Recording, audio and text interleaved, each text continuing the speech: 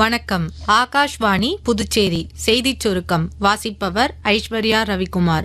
இந்திய பாதுகாப்புத்துறை தலைமை அதிகாரி ஜெனரல் திரு அனில் சௌஹான் தனது அதிகாரப்பூர்வ இங்கிலாந்து பயணத்தின் போது பிரிட்டன் வான்படை தலைவர் ஏர் சீஃப் மார்ஷல் திரு ரிச்சர்ட் நிட்டன் அவர்களை சந்தித்து கலந்துரையாடினார்.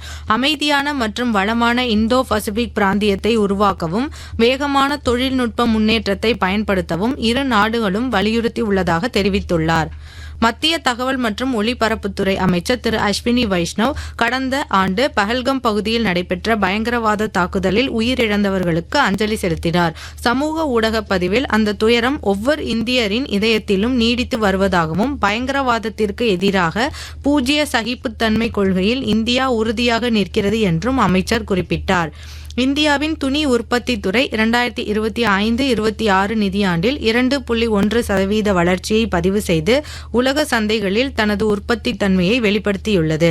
துணி உற்பத்தித்துறை அமைச்சகம் தெரிவித்ததாவது, கைத்தறி பொருட்கள் உட்பட மொத்த ஏற்றுமதி 2024-25 நிதியாண்டில் 3,09,000 கோடி ரூபாயிலிருந்து 2025-26 நிதியாண்டில் 3,16,000 கோடி ரூபாயை கடந்துள்ளது.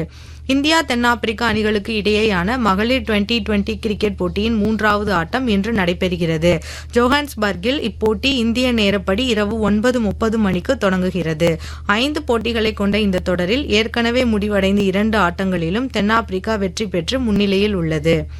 இந்தியா சார்பில் 31 உறுப்பினர்களை கொண்ட இந்திய அணி ஆசிய கடற்கரை விளையாட்டுப் போட்டியில் பங்கேற்கிறது. இப்போட்டி சீனாவின் சான்யான் நகரில் இன்று தொடங்கி ஏப்ரல் 30 வரை நடைபெறுகின்றன. மேற்கு தொடர்ச்சி மலை மாவட்டங்கள், தென் தமிழக கடலோர மாவட்டங்கள் மற்றும் டெல்டா மாவட்டங்களின் கடலோர பகுதிகளில் ஓரிரு இடங்களிலும், காரைக்கால் பகுதிகளிலும் லேசானது முதல் மிதமான மழை பெய்யக்கூடும். ஏனைய தமிழகம் மற்றும் புதுவையில் வறண்ட வானிலை நிலவக்கூடும் என்று சென்னை வானிலை ஆய்வு மையம் தெரிவித்துள்ளது. இத்துடன் இந்த செய்திச் சுருக்கம் நிறைவு பெறுகிறது.